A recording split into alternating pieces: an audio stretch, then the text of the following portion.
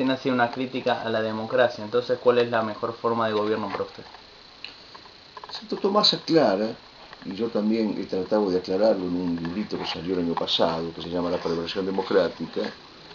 Santo Tomás aclara que hay un régimen mixto, al que se ha dado en llamar tradicionalmente el mejor modo de gobierno o el mejor régimen de gobierno. Este régimen mixto tiene un componente monárquico que asegura la unidad, un componente que es aristocrático que asegura la representatividad y un componente republicano que asegura la participación. Entonces, en realidad la pregunta debería ser a la inversa. ¿Qué régimen bueno, qué régimen legítimo vino a sustituir la democracia para que hoy nosotros tengamos que hacernos esta pregunta que todo el mundo se hace cuando alguien contesta que no cree en la democracia? ¿Por qué hemos llegado a tal extremo que tenemos que preguntarnos si la democracia no, entonces qué? Es al revés. ¿Qué era antes de que la democracia se divinizara, se deificara y usurpara el rango que no debe tener nunca y que jamás debió tener de forma pura de gobierno, de forma legítima de gobierno? La democracia fue siempre considerada como una forma impura de gobierno, como una forma ilegítima y como la corrupción de la república. De modo que lo peor que le podía pasar a una sociedad era terminar siendo democrática.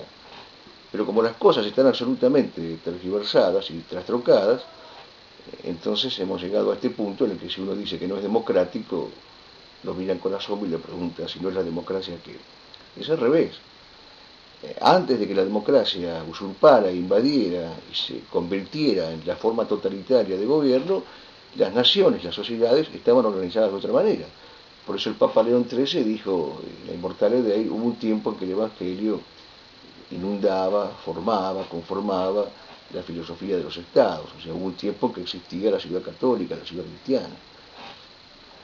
¿Qué piensa del conflicto entre la Iglesia y el gobierno? Es una lucha entre personajes menores, porque si fuera entre la Iglesia santa, una católica y apostólica, y esta tiranía marxistoide que nos asfixia y atosiga, desde ya que no habría ninguna posibilidad de duda, deberíamos encolumnarnos todos detrás de la Santa Madre Iglesia. Pero en la práctica no es así, y se convierte en una lucha entre personajes menores, obispillos que son heresiarcas en la práctica, carentes de toda valentía, de toda lucidez, y que son incapaces de hablar sí, sí, no, no.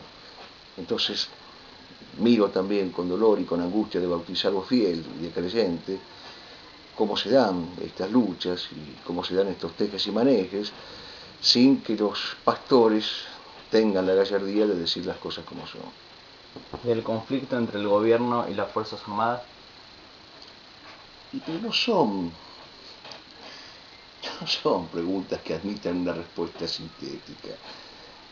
Este gobierno tiene todo un proyecto que es el de la continuación de la guerra criminal, de la guerra homicida desatada por el marxismo en los años 70, de manera tal que es comprensible que para un gobierno que está formado por criminales de guerra, las Fuerzas Armadas de la Nación sean sus enemigos y por eso las persigue.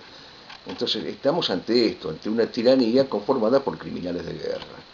Luego, ¿qué se puede esperar de los personeros de esta tiranía formada por terroristas y por criminales de guerra que persigan a las Fuerzas Armadas de la Nación?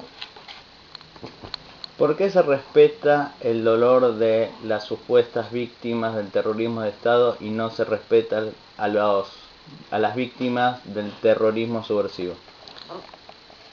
Bueno, si no se respetan, necesita un ajuste. O sea, ¿por qué los viciosos, por qué los protervos no respetan a las víctimas que cayeron peleando por Dios y por la patria? Bueno, precisamente por eso, porque son seres ruinosos, viciosos, envilecidos y protervos y están absolutamente entregados a maquinaciones rencorosas y vengativas, son personajes inferiores. Por eso yo te decía antes, no es solamente un recurso retórico.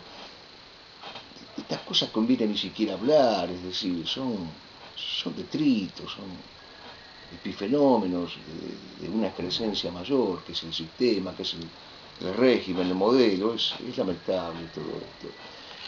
O sea, es mejor hablar de lo constructivo, de lo regenerativo, de lo afirmativo, es mejor hablar de los santos, es mejor hablar de los héroes, es mejor hablar de los grandes paradigmas, es mejor hablar de los grandes modelos que tenemos por delante para imitar, para emular, para seguir. Los demás, como decía José Antonio Primo de Rivera, es una atmósfera turbia, ya cansada, como de taberna al final de una noche crapulosa. No está allí nuestro sitio. No me importa, o sea, no me importa hacer análisis del gobierno ni de las elecciones. Si yo lo poco que puedo hacer lo hago en función de la afirmación de la verdad.